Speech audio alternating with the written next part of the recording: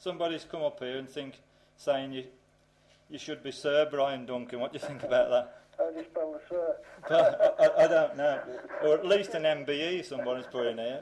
And I quite agree with them, Brian, to be quite honest. Well, be excused, a few people have said that really, but that's for the people who decide. I mean, I don't know the situation, who decides. I know we're in a class as a minority sport, but having said that, it's what you do in the sport you're in.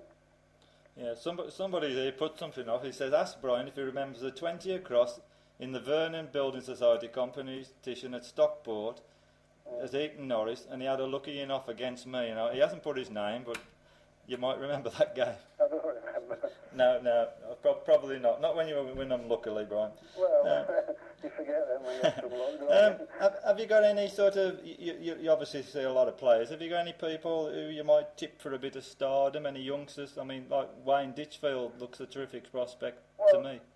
Up in the north, I would say he's the best prospect, without a doubt. I mean, unfortunately, at the moment, there's not a lot of youngsters coming through, and that's probably a bit of a blow for the game, really. I know that there's in the north with the schools and everything, and hopefully the people will carry on playing. But I think at the moment, I would agree with you, really. Wayne Ditchfield is probably the best young and round our area anyway. I mean, I don't know down the Midlands, I don't go down so much like. No.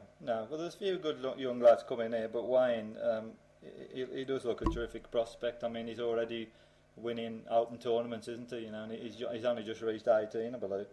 Well, he had a good run in the Waterloo, and then he had a good. I think he could get beat last day to semi-final in the Champion of Champions last year. So even though he's only, I think, 17 or 18, he's competing with the best players at this moment. So he's not overawed by them. So if he progresses like he is, he could be a really good player.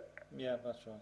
Just talking about the game a bit, Brian, what about the game itself? I mean, it seems to have suffered a little bit over recent years through less sponsorship and less TV coverage. I was talking a week or so ago to Noel Burrows at the competition, and he said the same as me. There seemed to be more, shall we say, £1,000 first prizes 20 years ago than there are now.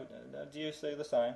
Well, the money hasn't gone up really. I mean, all the expenses have gone up and everything in life and everything, petrol expenses, all the expenses, and at the moment, some of the tournaments are probably less money now than what they had 20 years since.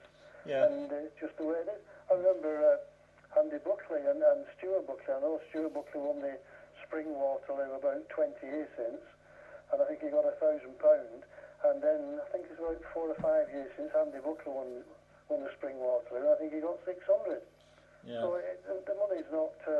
Some of the tournaments has gone down actually. Yeah. I think the tournament situation has deteriorated since the Bass finished, because the Bass was a big plus for 32 players getting invited in there who had won top tournaments, and consequently the sponsors, I think the Bass Olympians won, the sponsors were quite happy to put money in if they got a mention on television.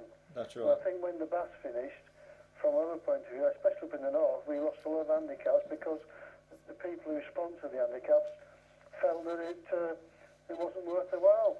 Yeah, I think you're right. I mean, the breweries, I think, generally around the country were great supporters of the game, because obviously beer and bowls go together. A lot seem to pull out, not just Bass, but even down here, Ansell's and one or two other breweries did a similar thing, but you're right there, Brian. The Bassmasters was a big loss. I think that's one of the reasons why some of the handicaps are perhaps not filling as quickly now. There's not so much appeal, is there?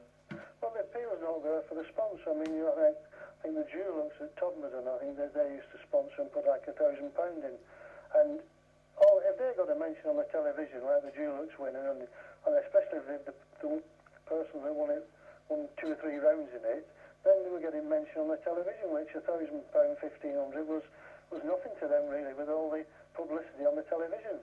That's right. And since the Bass went, then the handicaps just deteriorated. Yeah. I mean, what do you think it needs for the game to get back to those heights again, Brian?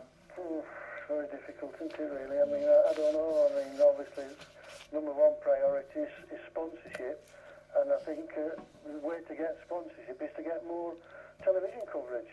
Yes. And at the moment, we're not getting. We just get the Waterloo on Sky on the Wednesday, but we used to have think in the 1980s we had about 7 or 8 tournaments that were televised. That's right, on mainstream television as well, isn't it? Well, that's right. Well, the Bass was on Granada, which was like in the daytime, which was like great, really, from, I think it was about 3 or 4 hours in the daytime, which was great for about 3 or 4 days, and it was great. I mean, all right, the Sky's great, but everybody hasn't got Sky or can't get to watch Sky, but if you're on mainstream television, then it was great. Yeah, like the Green Hills Classic, similar to Carmill, that was live, wasn't it? You know. Well, that was live. Yeah. Then we had a Purs, didn't we? A television Purs. Yeah, the Top Crown. Yeah. The Top Crown Purs, which was televised live. Yeah. And I think there were about 6 or 7 televised tournaments in the 80s, which was absolutely great. That's right. You're thinking the game's going to progress and go better, but unfortunately it's gone the other way. Yeah. Do you think the governing body could do a little bit more for the game? Well, I think they should do. I think they should get together and start thinking about the game. I mean, you talk to people in the governing body and all they say all the time, well, we've got more bowlers playing, we've got more registered bowlers this year, but I mean, at the end of the day, the people in the handicaps, they were just losing the handicaps, and I don't know what the situation is, we say down in the Midlands, but I know in the north and round us in Preston and that, we're struggling sometimes to get 10 players to play in a team. Yeah, I think that's general at most places, I think, Brian. I think I said recently, I think that where British Ground Green slipped up was with this lifetime membership, where we paid a membership fee which lasts forever, and I think it should have been perhaps an annual fee of £1 or £2 a year for everyone, really. I mean, that alone with 250,000 supposedly registered members would probably bring in £500,000, £1 million a year into the game, wouldn't it? You know. Well, that's fine, Mel. That's a great solution, but it depends when the British Crown Green get the money in the bank, what are they going to do with it? Well, that's right. Yeah. When they brought the membership out, and they probably got 250,000, 300,000, but nothing happened with it. No, that's From right. the game's point of view, nothing happened. That's now right. that we could all pay £1 or £2 a year, which is great, so long as they put it back into the game. That's right. It didn't mean you're spending that £6 over me, Brian. Yeah. I can't find it. You can't. I was upset, really. I've lost it. Oh, blimey. So Norman's probably had it. Yeah. I don't think But so. as I say, I mean, with that sort of money, I think one of the biggest things they need is someone to sort of try and develop the game, a full-time official, really, and with that sort of money, they could do that, and also probably be things such as the All England and the Champion of Champions. I mean, first prizes of those events, they should be 10, 20, 30,000 pounds, surely, shouldn't they? Well, it should be, really. It should be certainly up to 5,000 plus, shouldn't it? Yeah, that's right. That's definite, really. I mean, the flag green games, they've got a full-time promoter and everything that gets out and gets sponsorship in and that. But if they've got that kind of money, and then they should certainly think about doing something with it. Yeah.